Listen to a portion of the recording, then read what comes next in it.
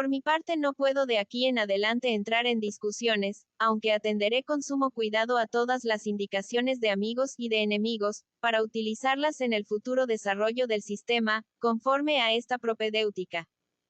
Cógenme estos trabajos en edad bastante avanzada, en este mes cumplo 64 años. Y si quiero realizar mi propósito, que es publicar la metafísica de la naturaleza y la de la moralidad, como confirmación de la exactitud de la crítica de la razón especulativa y la de la práctica, he de emplear mi tiempo con economía, y confiarme, tanto para la aclaración de las obscuridades, inevitables al principio en esta obra, como para la defensa del todo, a los distinguidos ingenios, que se han compenetrado con mi labor. Todo discurso filosófico puede ser herido en algún sitio aislado, pues no puede presentarse tan acorazado como el discurso matemático. Pero la estructura del sistema, considerada en unidad, no corre con ello el menor peligro, y abarcarla con la mirada, cuando el sistema es nuevo, es cosa para la cual hay pocos que tengan la aptitud del espíritu y, menos aún, que posean el gusto de usarla, porque toda innovación les incomoda. También, cuando se arrancan trozos aislados y se separan del conjunto, para compararlos después unos con otros, pueden descubrirse en todo escrito, y más aún si se desarrolla en libre discurso, contradicciones aparentes, que a los ojos de quien se confía al juicio de otros, lanzan una luz muy desfavorable sobre el libro. Pero quien se haya adueñado de la idea del todo, podrá resolverlas muy fácilmente. Cuando una teoría tiene consistencia, las acciones y reacciones que al principio la amenazaban con grandes peligros, sirven, con el tiempo, solo para aplanar sus asperezas y si hombres de imparcialidad, conocimiento y verdadera popularidad se ocupan de ella, proporciónanle también en poco tiempo la necesaria elegancia. Königsberg, abril de 1787. Introducción, y, de la distinción del conocimiento puro y el empírico. No hay duda alguna de que todo nuestro conocimiento comienza con la experiencia. Pues por dónde iba a despertarse la facultad de conocer, para su ejercicio, como no fuera por medio de objetos que hieren nuestros sentidos y ora provocan por sí mismos representaciones, ora ponen en movimiento nuestra capacidad intelectual para compararlos, enlazarlos, o separarlos y elaborar así, con la materia bruta de las impresiones sensibles, un conocimiento de los objetos llamado experiencia. Según el tiempo, pues, ningún conocimiento precede en nosotros a la experiencia y todo conocimiento comienza con ella. Mas si bien todo nuestro conocimiento comienza con la experiencia, no por eso origínase todo él en la experiencia. Pues bien podría ser que nuestro conocimiento de experiencia fuera compuesto de lo que recibimos por medio de impresiones y de lo que nuestra propia facultad de conocer, con ocasión tan solo de las impresiones sensibles, proporciona por sí misma, sin que distingamos este añadido de aquella materia fundamental hasta que un largo ejercicio nos ha hecho atentos a ello y hábiles en separar ambas cosas. Es pues por lo menos una cuestión que necesita de una detenida investigación y que no ha de resolverse enseguida a primera vista, la de si hay un conocimiento semejante, independiente de la experiencia y aún de toda impresión de los sentidos. Esos conocimientos llámanse a priori y distínguense de los empíricos, que tienen sus fuentes a posteriori, a saber, en la experiencia. Aquella expresión, empero, no es bastante determinada para señalar adecuadamente el sentido todo de la cuestión propuesta. Pues hay algunos conocimientos derivados de fuentes de experiencia, de los que suele decirse que nosotros somos a priori partícipes o capaces, de ellos, porque no los derivamos inmediatamente de la experiencia, sino de una regla universal, la cual, sin embargo, hemos sacado de la experiencia. Así, de uno que socavare el fundamento de su casa, diríase que pudo saber a priori que la casa se vendría abajo, es decir, que no necesitaba esperar la experiencia de su caída real. Más totalmente a priori no podía saberlo. Pues tenía que saber de antemano por experiencia que los cuerpos son pesados y por tanto que cuando se les quita el sostén, caen. En lo que sigue, pues, entenderemos por conocimientos a priori no los que tienen lugar independientemente de esta o aquella experiencia, sino absolutamente de toda experiencia. A estos opónense los conocimientos empíricos, o sea, los que no son posibles más que a posteriori, es decir, por experiencia. De entre los conocimientos a priori llámanse puros aquellos en los cuales no se mezcla nada empírico. Así, por ejemplo, la proposición todo cambio tiene su causa, es una proposición a priori, mas no es pura, porque el cambio es un concepto que no puede ser sacado más que de la experiencia. 2. Estamos en posesión de ciertos conocimientos a priori y aun el entendimiento común no está nunca sin conocimientos de esa clase. Trátase aquí de buscar una característica por la que podamos distinguir un conocimiento puro de uno empírico. Cierto es que la experiencia nos enseña que algo está constituido de este u otro modo, pero no que ello no pueda ser de otra manera. Así pues, primero, si se encuentra una proposición que sea pensada al mismo tiempo con su necesidad, es entonces un juicio a priori. Si además no está derivada de ninguna otra que no sea a su vez valedera como proposición necesaria, es entonces absolutamente a priori. Segundo, la experiencia no da jamás a sus juicios universalidad verdadera o estricta, sino solo admitida y comparativa, por inducción, de tal modo que se debe propiamente decir. En lo que hasta ahora hemos percibido no se encuentra excepción alguna a esta o aquella regla. Así pues, si un juicio es pensado con estricta universalidad, de suerte que no se permita como posible ninguna excepción, entonces no es derivado de la experiencia, sino absolutamente a priori. La universalidad empírica es pues solo un arbitrario aumento de la validez, que, de valer para la mayoría de los casos, pasa a valer para todos ellos, por ejemplo en la proposición. Todos los cuerpos son pesados. Pero en cambio cuando un juicio tiene universalidad estricta, ésta señala una fuente particular de conocimiento para aquel juicio, una facultad del conocimiento a priori. Necesidad y universalidad estrictas son pues, señales seguras de un conocimiento a priori y están inseparablemente unidas. Más como, en el uso, es a veces más fácil mostrar la contingencia que la limitación empírica de los juicios, o a veces también es más claro mostrar la universalidad ilimitada, atribuida por nosotros a un juicio, que su necesidad, es de aconsejar el uso separado de ambos criterios, cada uno de los cuales por sí es infalible. Es fácil mostrar ahora que hay realmente en el conocimiento humano juicios necesarios y universales, en el más estricto sentido, juicios por tanto puros a priori. Si se quiere un ejemplo sacado de las ciencias, no hay más que fijarse en todas las proposiciones de la matemática. Si se quiere un ejemplo del uso más ordinario del entendimiento, puede servir la proposición. Todo cambio tiene que tener una causa. Y aun en este último ejemplo, encierra el concepto de causa tan manifiestamente el concepto de necesidad del enlace con un efecto y de universalidad estricta de la regla, que se perdería completamente, si se le quisiera derivar, como hizo Hume, de una conjunción frecuente entre lo que ocurre y lo que precede y de una costumbre nacida de ahí, por tanto de una necesidad meramente subjetiva, de enlazar representaciones.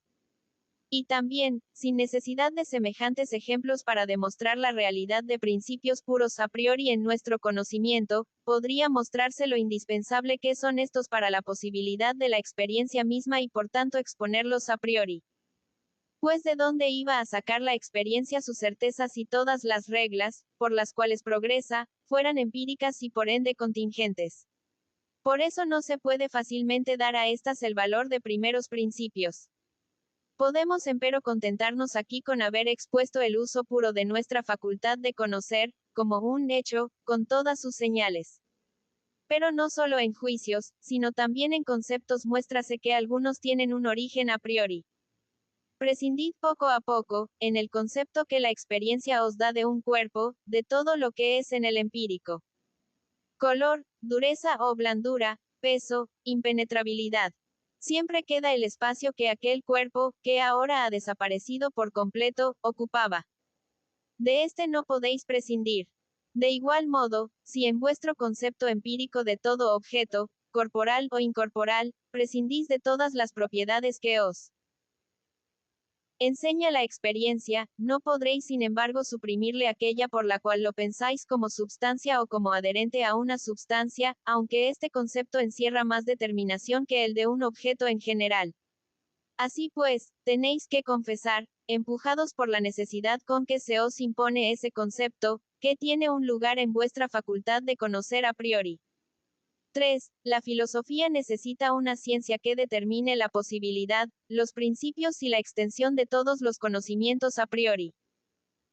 Pero hay algo más importante aún que lo antes dicho, y es que ciertos conocimientos abandonan incluso el campo de todas las experiencias posibles y, mediante conceptos para los cuales no puede ser dado en la experiencia ningún objeto correspondiente, parece que amplifican la extensión de nuestros juicios por encima de todos los límites de la experiencia. Y precisamente en estos últimos conocimientos, que se salen del mundo de los sentidos y en donde la experiencia no puede proporcionar ni hilo conductor ni rectificación alguna, es donde están las investigaciones de nuestra razón, que nosotros consideramos, por su importancia, como mucho más excelentes y sublimes en su intención última que todo lo que el entendimiento puede aprender en el campo de los fenómenos. Y aún en ellas nos atrevemos a todo, corriendo el peligro de errar, antes que abandonar investigaciones tan importantes por motivo de duda o por menosprecio e indiferencia. Estos problemas inevitables de la razón pura son Dios, la libertad y la inmortalidad. La ciencia, empero, cuyo último propósito, con todos sus armamentos, se endereza solo a la solución de esos problemas, llámase metafísica, cuyo proceder, al comenzar, es dogmático, es decir, que sin previo examen de la capacidad o incapacidad de la razón para una empresa tan grande, emprende confiada su realización. Ahora bien, parece natural que tan pronto como se ha abandonado el campo de la experiencia, no se levante un edificio con conocimientos que se poseen sin saber de dónde y sobre el crédito de principios, cuyo origen no se conoce, sin antes haber asegurado, por medio de cuidadosas investigaciones, la fundamentación de dicho edificio. Y que, por lo tanto, se habrá lanzado hace tiempo la cuestión de cómo el entendimiento puede llegar a todos esos conocimientos a priori, y qué extensión, validez y valor pueden tener. Nada, en realidad, es más natural, si por natural se entiende lo que debiera ocurrir equitativa y racionalmente. Más si se entiende lo que ocurre de costumbre, entonces nada más natural y más comprensible que el que esa investigación no se haya hecho en tanto tiempo. Pues una parte de esos conocimientos, los matemáticos, está de antiguo en posesión de la certidumbre y da de ese modo una esperanza favorable para los otros, aunque estos sean de una naturaleza totalmente distinta. Además, cuando se ha salido del círculo de la experiencia, hay seguridad de que no ha de venir la experiencia a refutarnos. El encanto que nos produce ampliar nuestros conocimientos es tan grande, que no nos detiene en nuestra marcha más que el tropiezo con una contradicción clara. Esta, empero, puede evitarse. Basta con hacer cuidadosamente las invenciones, que no por eso dejan de ser invenciones. La matemática nos da un brillante ejemplo de cuán lejos podemos ir en el conocimiento a priori, independientemente de la experiencia. Ahora bien, ella se ocupa, es cierto, solo de objetos y conocimientos que se pueden exponer en la intuición. Pero esta circunstancia pasa fácilmente desapercibida, porque esa intuición puede ella misma ser dada a priori y por tanto se distingue apenas de un mero concepto puro. Arrebatado por una prueba semejante del poder de la razón, el afán de acrecentar nuestro conocimiento no ve límites. La paloma ligera que yende en su libre vuelo los aires, percibiendo su resistencia, podría forjarse la representación de que volaría mucho mejor en el vacío. De igual modo abandonó Platón el mundo sensible, porque éste pone al entendimiento estrechas limitaciones y se arriesgó más allá, en el espacio vacío del entendimiento puro, llevado por las alas de las ideas. No notó que no ganaba camino alguno con sus esfuerzos. Pues no tenía, por decirlo así, ningún apoyo, ninguna base sobre qué hacer fuerzas y en qué poder emplearlas para poner el entendimiento en movimiento. Es un destino habitual de la razón humana en la especulación, el acabar cuanto antes su edificio y solo después investigar si el fundamento del mismo está bien afirmado. Pero entonces se buscan toda clase de pretextos para quedar contentos de su solidez o incluso para excusarse de hacer esa prueba tardía y peligrosa. Mas lo que nos libra de todo cuidado y de toda sospecha durante la construcción y nos promete una aparente solidez es lo siguiente. Una gran parte, quizá la mayor parte de la labor de nuestra razón, consiste en análisis de los conceptos que ya tenemos de los objetos. Ella nos proporciona una multitud de conocimientos que, aunque no son más que aclaraciones o explicaciones de lo que ya estaba pensado en nuestros conceptos, aunque solo de un modo confuso, son apreciados sin embargo, al menos según la forma, al igual que conocimientos nuevos, aunque, por la materia o el contenido, no amplían, sino solo dilucidan los conceptos que tenemos. Ahora bien, como ese proceder nos da un verdadero conocimiento a priori, que tiene un progreso seguro y útil, la razón sin notarlo ella misma, introduce subrepticiamente por debajo de esa engañosa ilusión, afirmaciones de muy otra especie, añadiendo, y esto a priori, a conceptos dados otros enteramente extraños, sin que se sepa cómo llega a hacerlo y sin dejar que venga ni siquiera a las mientes semejante pregunta. Por eso quiero al comenzar, tratar enseguida de la distinción de esas dos especies de conocimiento. De la distinción de los juicios analíticos y sintéticos. En todos los juicios en donde se piensa la relación de un sujeto con el predicado, refiriéndome solo a los afirmativos, pues la aplicación a los negativos es luego fácil, es esa relación posible de dos maneras. O bien el predicado B pertenece al sujeto A como algo contenido, ocultamente, en ese concepto A o bien B está enteramente fuera del concepto A, si bien en enlace con el mismo. En el primer caso llamo el juicio analítico. En el otro sintético. Los juicios analíticos, los afirmativos, son pues aquellos en los cuales el enlace del predicado con el sujeto es pensado mediante identidad. Aquellos, empero, en que este enlace es pensado sin identidad, deben llamarse juicios sintéticos.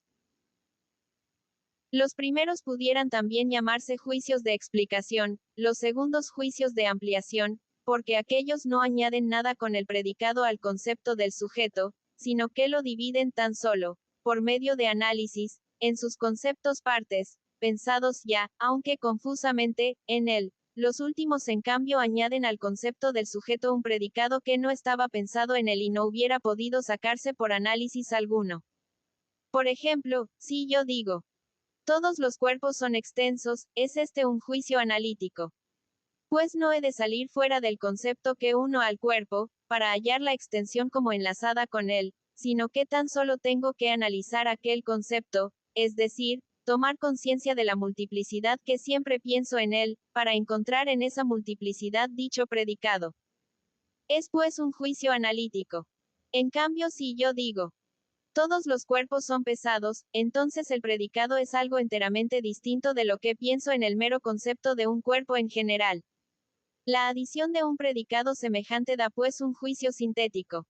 Los juicios de experiencia, como tales, son todos sintéticos. Sería efectivamente absurdo fundamentar en la experiencia un juicio analítico, pues no he de salir de mi concepto para formular el juicio y no necesito para ello, por lo tanto, testimonio alguno de la experiencia. La proposición. Un cuerpo es extenso, es una proposición que subsiste a priori y no es juicio alguno de experiencia. Pues antes de ir a la experiencia, tengo ya en el concepto todas las condiciones para mi juicio, y del concepto puedo sacar el predicado por medio del principio de contradicción, pudiendo asimismo tomar conciencia al mismo tiempo, de la necesidad del juicio, cosa que la experiencia no podría enseñarme.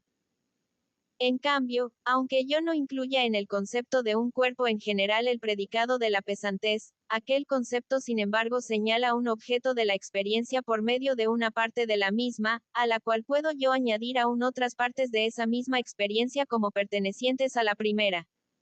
Puedo conocer antes analíticamente el concepto de cuerpo, mediante los caracteres de la extensión, de la impenetrabilidad, de la figura, etc. Que todos son pensados en ese concepto. Ahora bien, si amplifico mi conocimiento y me vuelvo hacia la experiencia, de donde había separado ese concepto de cuerpo, encuentro, unida siempre con los anteriores caracteres, también la pesantez, y la añado, pues, como predicado, sintéticamente a aquel concepto. Es pues en la experiencia en donde se funda la posibilidad de la síntesis del predicado de la pesantez con el concepto de cuerpo, porque ambos conceptos, aun cuando el uno no está contenido en el otro, sin embargo, como partes de un todo, a saber, la experiencia que es ella misma una unión sintética de las intuiciones, pertenecen uno a otro, si bien solo por modo contingente. Pero en los juicios sintéticos a priori falta enteramente esa ayuda. Si he de salir del concepto A para conocer otro B, como enlazado con él, ¿en qué me apoyo? Mediante qué es posible la síntesis, ya que aquí no tengo la ventaja de volverme hacia el campo de la experiencia para buscarlo. Tómese esta proposición. Todo lo que sucede tiene una causa. En el concepto de algo que sucede pienso ciertamente una existencia, antes de la cual precede un tiempo, etc. Y de aquí pueden sacarse juicios analíticos. Pero el concepto de una causa está enteramente fuera de aquel concepto y me ofrece algo distinto del concepto de lo que sucede y no está por tanto contenido en esta última representación.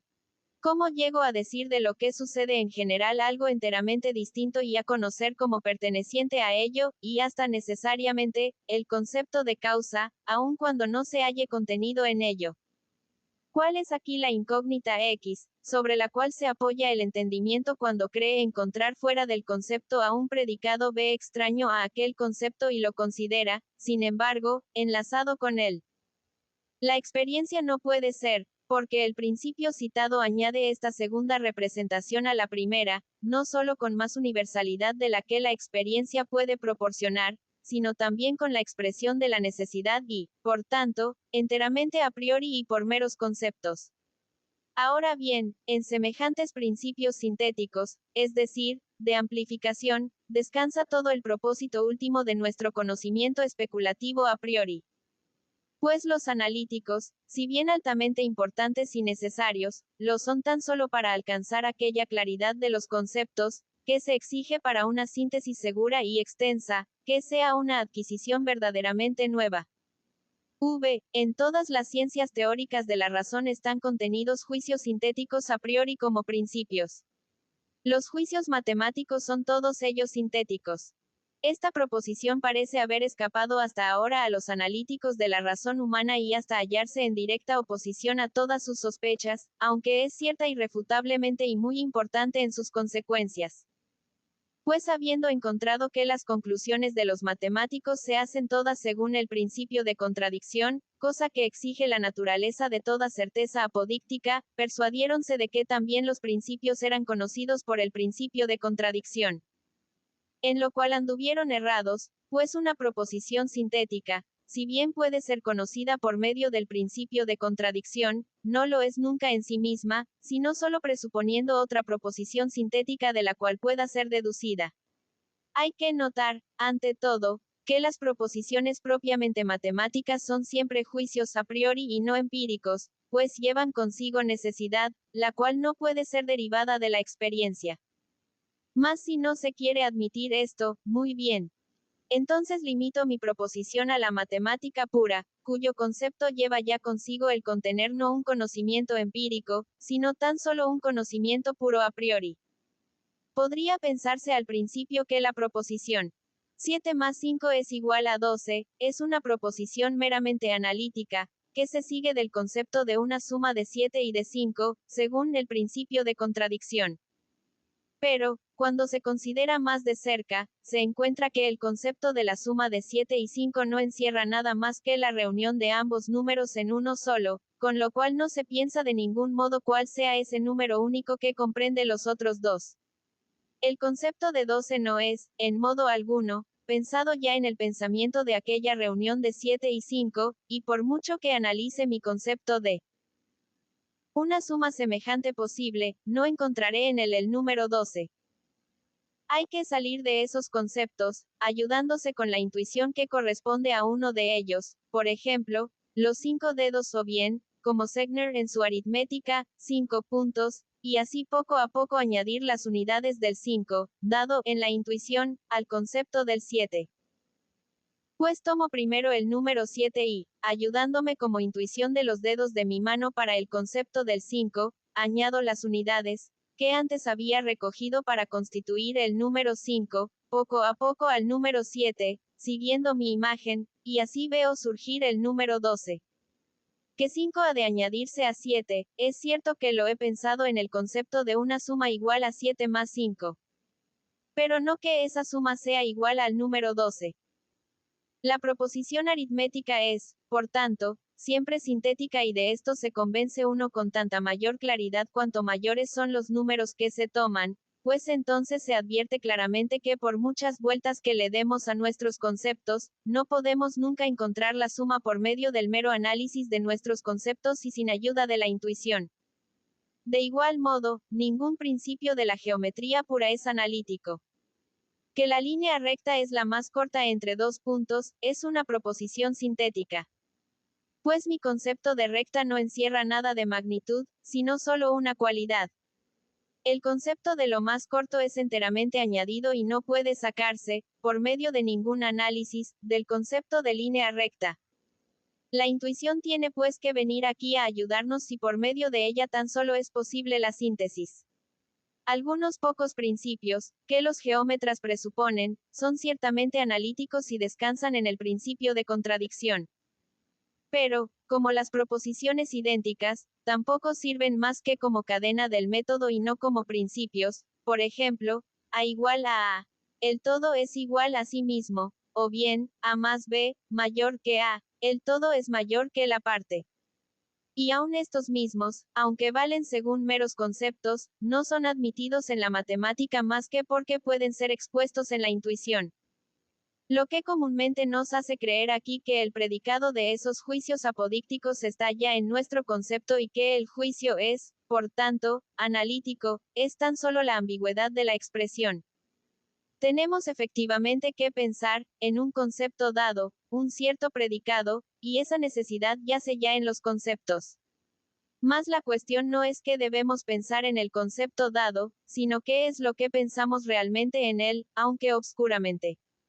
Y entonces se muestra que el predicado pende de aquel concepto necesariamente, es cierto, pero no como pensado en el concepto mismo, sino por medio de una intuición, que tiene que añadirse al concepto. Segundo, la ciencia de la naturaleza, física, contiene juicios sintéticos a priori como principios. Quiero adelantar tan solo un par de proposiciones como ejemplos. Que en todas las transformaciones del mundo corporal la cantidad de materia permanece inalterada, o que en toda comunicación del movimiento tienen que ser siempre iguales la acción y la reacción. En ambas, no solo la necesidad y por ende el origen a priori está claro, sino que se ve claramente también que son proposiciones sintéticas. Pues en el concepto de materia no pienso la permanencia, sino solo la presencia de la materia en el espacio, llenándolo. Así, pues, salgo realmente del concepto de materia, para pensar a priori unido a él, algo que no pensaba en él. La proposición no es, por tanto, analítica, sino sintética y, sin embargo, pensada a priori. Así también en las demás proposiciones, que constituyen la parte pura de la física. Tercero, en la metafísica, aún no considerándola más que como una ciencia solo ensayada hasta ahora, pero indispensable, sin embargo, por la naturaleza de la razón humana, deben estar contenidos conocimientos sintéticos a priori. No se trata en ella de analizar solamente y explicar así analíticamente los conceptos que nos hacemos a priori de ciertas cosas, sino que queremos ampliar nuestro conocimiento a priori, para lo cual tenemos que servirnos de principio ese tales que añadan al concepto dado algo que no estaba contenido en él, saliendo de él por medio de juicios sintéticos a priori, y llegando tan lejos, que la experiencia misma no puede seguirnos. Ejemplo, la proposición. El mundo tiene que tener un primer comienzo. Y otras más. Y así la metafísica consiste, al menos según su fin, en proposiciones sintéticas a priori. B. Problema general de la razón pura. Mucho se gana ya cuando se logra reducir a la fórmula de un solo problema una multitud de investigaciones. Pues de ese modo no solo se facilita el propio trabajo, determinándolo con exactitud, sino también el juicio de cualquier otra persona, que quiera examinar si hemos cumplido o no nuestro propósito. Pues bien, el problema propio de la razón pura está encerrado en la pregunta: ¿cómo son posibles juicios sintéticos a priori? Si la metafísica hasta ahora ha permanecido en un estado tan vacilante de inseguridad y contradicciones, es porque el pensamiento no se planteó este problema, ni aun quizá siquiera la diferencia entre los juicios analíticos y los sintéticos. Ahora bien, la metafísica se mantendrá en pie o se derrumbará, según la solución que se le dé a este problema o que se demuestre que la posibilidad de que quiere obtener explicación, no tiene en realidad lugar. David Hume, que entre todos los filósofos fue el que más se acercó a este problema, aunque sin pensarlo, ni con mucho, con suficiente determinación y en su universalidad, sino quedándose en la proposición sintética del enlace del efecto con su causa, principium causalitatis, creyó haber demostrado que semejante proposición es enteramente imposible a priori y, según sus conclusiones, todo lo que llamamos metafísica vendría a ser una mera ilusión de supuesto conocimiento racional de lo que en realidad solo de la experiencia está sacado y ha recibido por el hábito la apariencia de la necesidad. Jamás hubiera caído en semejante afirmación, destructora de toda filosofía pura, si hubiese tenido ante los ojos nuestro problema en su universalidad. Pues entonces hubiera visto que, según su argumento, tampoco podría haber matemática pura, porque ésta encierra seguramente proposiciones sintéticas a priori. Y de hacer esta afirmación le hubiera guardado su buen entendimiento. En la solución del anterior problema está al mismo tiempo comprendida la posibilidad del uso puro de la razón en la fundación y desarrollo de todas las ciencias que encierran un conocimiento a priori teórico de los objetos, es decir, la contestación a estas preguntas. ¿Cómo es posible la matemática pura? ¿Cómo es posible la física pura? Como estas ciencias están realmente dadas, puede preguntarse sobre ellas. ¿Cómo son posibles? Pues que tienen que ser posibles queda demostrado por su realidad. Pero en lo que se refiere a la metafísica, su marcha, hasta ahora defectuosa, puede hacer dudar a cualquiera, con razón, de su posibilidad. Porque, además, no se puede decir de ninguna de las presentadas hasta ahora que, en lo que toca a su fin esencial, se halle realmente dada ante nosotros.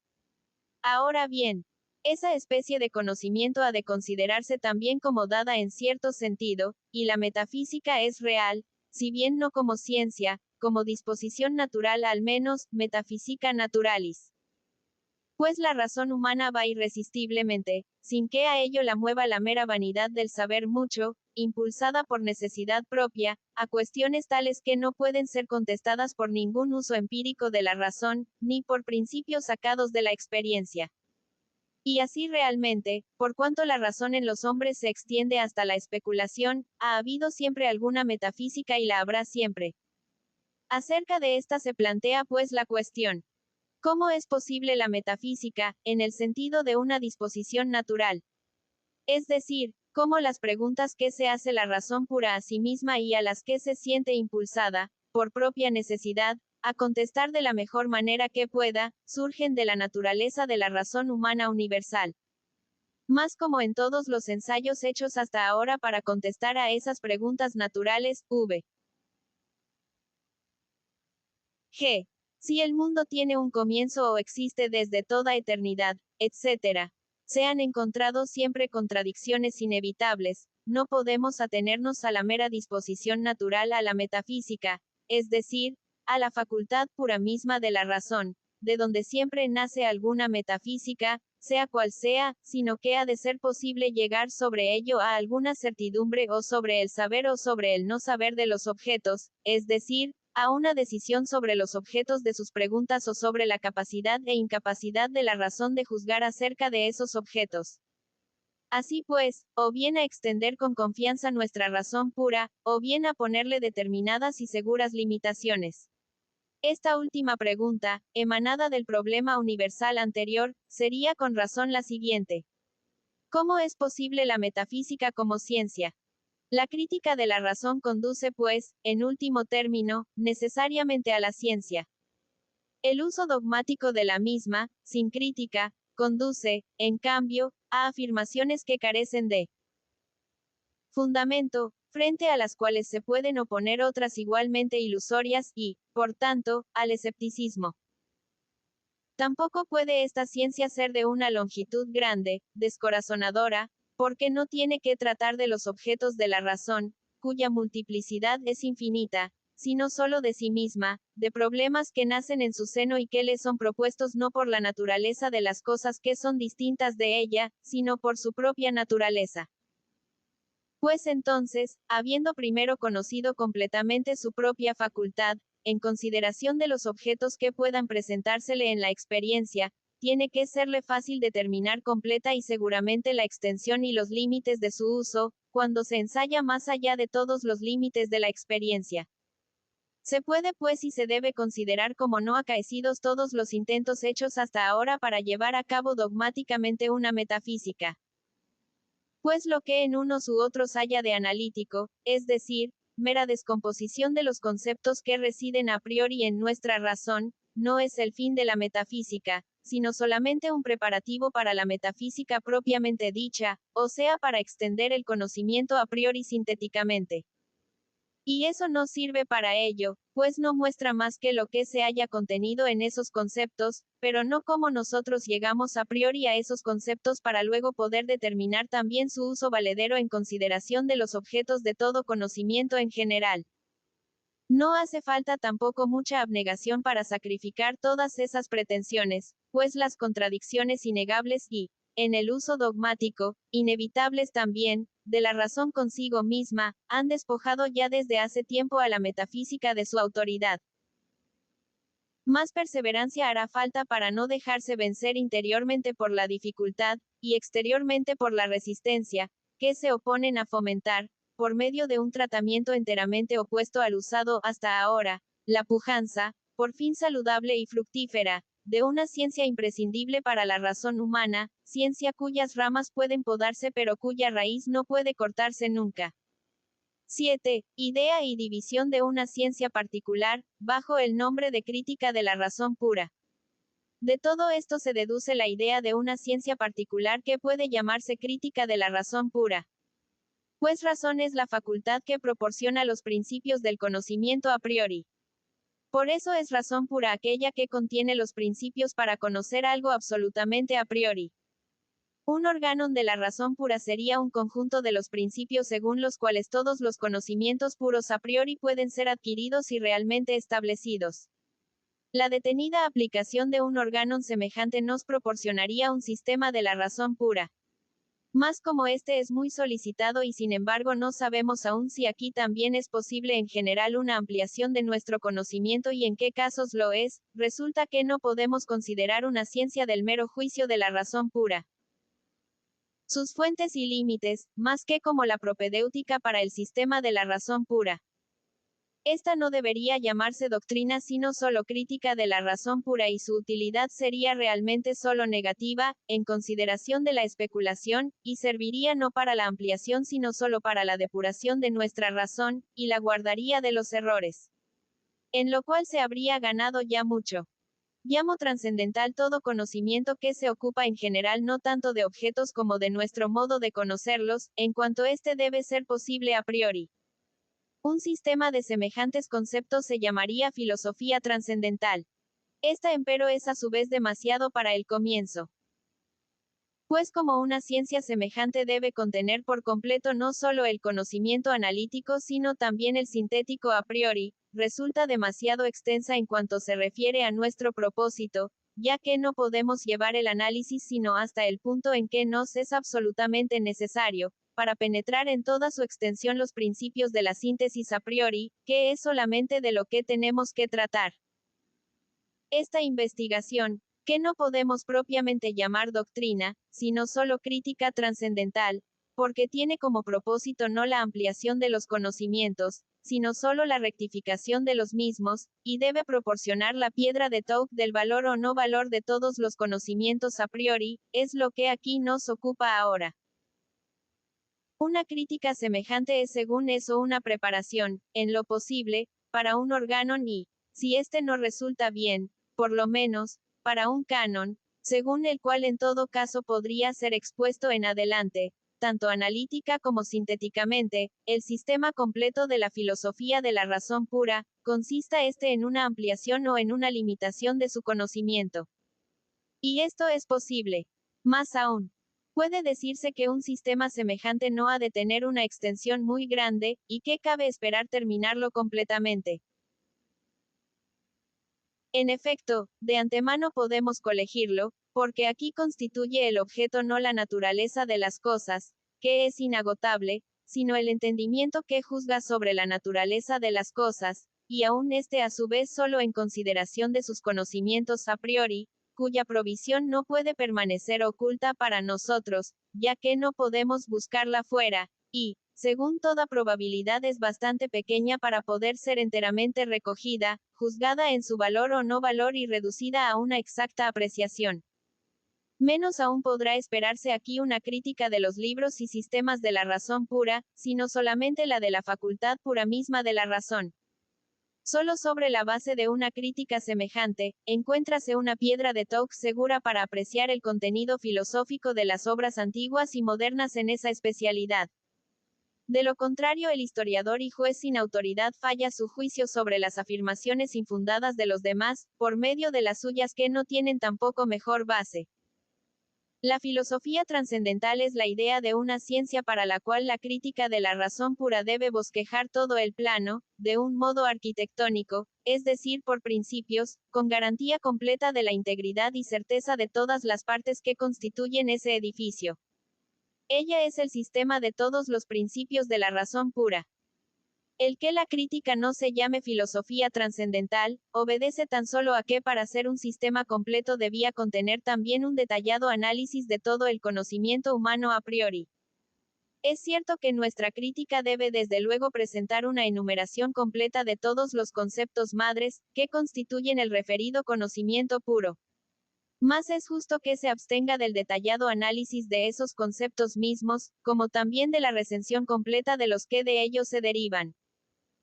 Porque por una parte ese análisis no sería adecuado a nuestro fin, ya que no tiene las dificultades que se hallan en la síntesis, para la cual propiamente está hecha toda la crítica, y por otra parte porque sería contrario a la unidad del plan cargar con la responsabilidad de que fueran completos ese análisis y esa derivación, pudiéndose dispensar de ellos por lo que respecta a su propósito.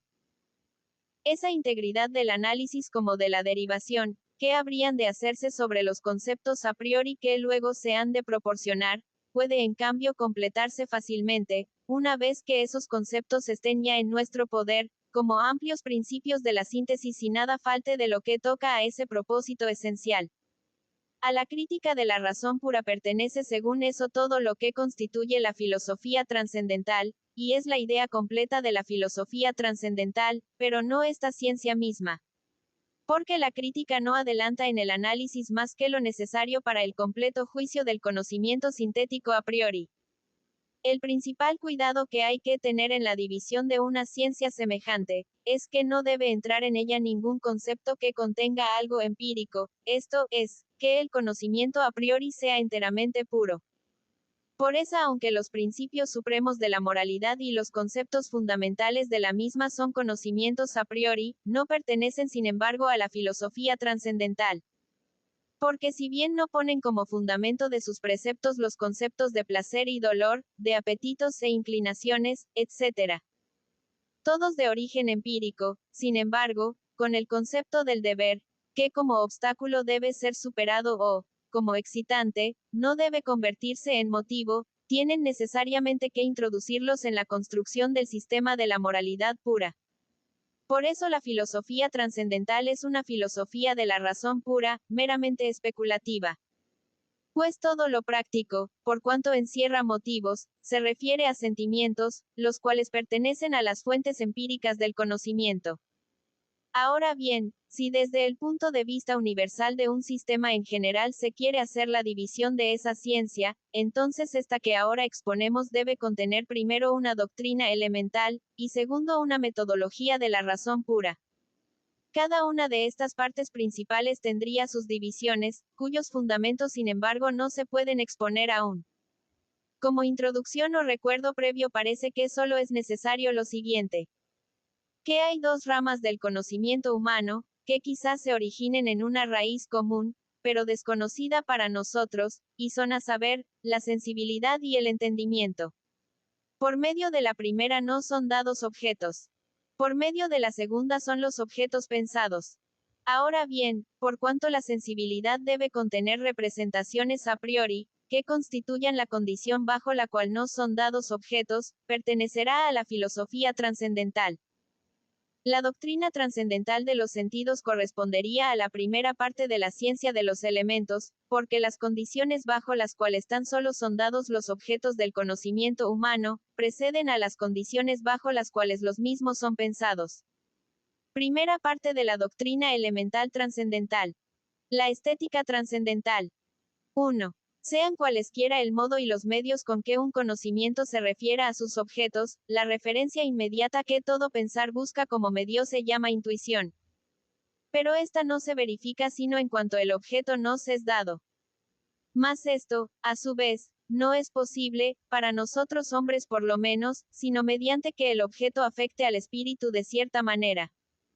La capacidad, receptividad, de recibir representaciones por el modo como somos afectados por objetos, llámase sensibilidad. Así, pues, por medio de la sensibilidad nos son dados objetos y ella sola nos proporciona intuiciones. Por medio del entendimiento empero son ellos pensados y en él se originan conceptos. Pero todo pensar tiene que referirse ya directa, ya indirectamente, mediante ciertas características, en último término a intuiciones, por lo tanto, en nosotros a la sensibilidad, porque ningún objeto puede sernos dado de otra manera. El efecto de un objeto sobre la capacidad de representación, en cuanto somos afectados por él, es sensación. Aquella intuición que se refiere al objeto por medio de la sensación, llámase empírica. El objeto indeterminado de una intuición empírica, llámase fenómeno. En el fenómeno, llamo materia a lo que corresponde a la sensación. Pero lo que hace que lo múltiple del fenómeno pueda ser ordenado en ciertas relaciones, llámolo la forma del fenómeno. Como aquello en donde las sensaciones pueden ordenarse y ponerse en una cierta forma, no puede, a su vez, ser ello mismo sensación. Resulta que si bien la materia de todos los fenómenos no nos puede ser dada más que a posteriori, la forma de los mismos, en cambio, tiene que estar toda ella ya a priori en el espíritu y, por tanto, tiene que poder ser considerada aparte de toda sensación. Llamo puras, en sentido trascendental, todas las representaciones en las que no se encuentre nada que pertenezca a la sensación. Según esto, la pura forma de las intuiciones sensibles en general, en donde todo lo múltiple de los fenómenos es intuido en ciertas relaciones, se hallará a priori en el espíritu. Esta forma pura de la sensibilidad se llamará también ella misma intuición pura. Así, cuando de la representación de un cuerpo separo lo que el entendimiento piensa en ella, como substancia, fuerza, divisibilidad, etc. Y separo también lo que hay en ella perteneciente a la sensación, como impenetrabilidad, dureza, color, etc. Entonces réstame de esa intuición empírica todavía algo, a saber, extensión y figura. Estas pertenecen a la intuición pura, la cual se halla en el espíritu a priori y sin un objeto real de los sentidos o sensación, como una mera forma de la sensibilidad. A la ciencia de todos los principios a priori de la sensibilidad, llamo yo estética trascendental. Tiene que haber, por tanto, una ciencia semejante, que constituya la primera parte de la doctrina elemental trascendental, en oposición a aquella otra que encierra los principios del pensar puro y se llama lógica trascendental. Así, pues, en la estética trascendental aislaremos primeramente la sensibilidad, separando de ella todo lo que el entendimiento, con sus conceptos, piensa en ella, para que no nos quede nada más que la intuición empírica. En segundo término, separaremos aún de esta todo cuanto pertenece a la sensación, para que no nos quede nada más que la intuición pura y la mera forma de los fenómenos, que es lo único que la sensibilidad a priori puede proporcionar. En esta investigación se hallará que hay, como principios del conocimiento a priori, dos puras formas de la intuición sensible, a saber, espacio y tiempo, con cuya consideración vamos ahora a ocuparnos. Primera sección de la estética trascendental. Del espacio. 2. Exposición metafísica de este concepto. Por medio del sentido externo, propiedad de nuestro espíritu, nos representamos objetos como fuera de nosotros y todos ellos en el espacio. En él es determinada o determinable su figura, magnitud y mutua relación. El sentido interno, mediante el cual el espíritu intuye a sí mismo o intuye su estado interno, no nos da, es cierto, intuición alguna del alma misma como un objeto. Pero, sin embargo, es una forma determinada, bajo la cual tan solo es posible una intuición de su estado interno, de modo que todo lo que pertenece a las determinaciones internas es representado en relaciones de tiempo. Exteriormente no puede el tiempo ser intuido, ni tampoco el espacio, como algo en nosotros. ¿Qué son, pues, espacio y tiempo? Son seres reales. Son solo determinaciones o también relaciones de las cosas, tales que les corresponderían a las cosas en sí mismas, aun cuando no fuesen intuidas. O se hallan solo en la forma de la intuición y, por tanto, en la constitución subjetiva de nuestro espíritu, sin la cual no podrían esos predicados ser atribuidos a ninguna cosa. Para dilucidar esto vamos a exponer primeramente el concepto del espacio. Por exposición, expositio, entiendo la representación clara, si bien no detallada, de lo que pertenece a un concepto. Metafísica es la exposición, cuando encierra aquello que representa al concepto como dado a priori. 1. El espacio no es un concepto empírico sacado de experiencias externas. Pues para que ciertas sensaciones sean referidas a algo fuera de mí, es decir, a algo en otro lugar del espacio que el que yo ocupo, y asimismo para que yo pueda representarlas como fuera, y al lado, unas de otras, por tanto no solo como distintas, sino como situadas en distintos lugares, hace falta que esté ya a la base la representación del espacio. Según esto, la representación del espacio no puede ser tomada, por experiencia, de las relaciones del fenómeno externo, sino que esta experiencia externa no es ella misma posible sino mediante dicha representación. 2. El espacio es una representación necesaria, a priori, que está a la base de todas las intuiciones externas. No podemos nunca representarnos que no haya espacio, aunque podemos pensar muy bien que no se encuentren en él objetos algunos. Es considerado, pues, el espacio como la condición de la posibilidad de los fenómenos sino como una determinación dependiente de estos, y es una representación a priori, que necesariamente está a la base de los fenómenos externos. 3. El espacio no es un concepto discursivo o, según se dice, universal, de las relaciones de las cosas en general, sino una intuición pura. Pues primeramente no se puede representar más que un único espacio, y cuando se habla de muchos espacios, se entiende por esto solo una parte del mismo espacio único.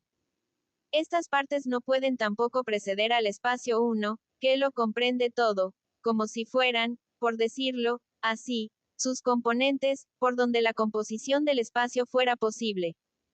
Por el contrario, solo en él pueden ser pensadas. Él es esencialmente uno. Lo múltiple en él y, por tanto también el concepto universal de espacios en general, se origina solo en limitaciones. De aquí se sigue que en lo que a él respecta, una intuición a priori, que no es empírica, sirve de base a todos los conceptos del mismo. Así todos los principios geométricos, v, g, que en un triángulo dos lados juntos son mayores que el tercero, no son nunca deducidos de los conceptos universales de línea y triángulo, sino de la intuición. Y ello a priori, con certeza apodíctica.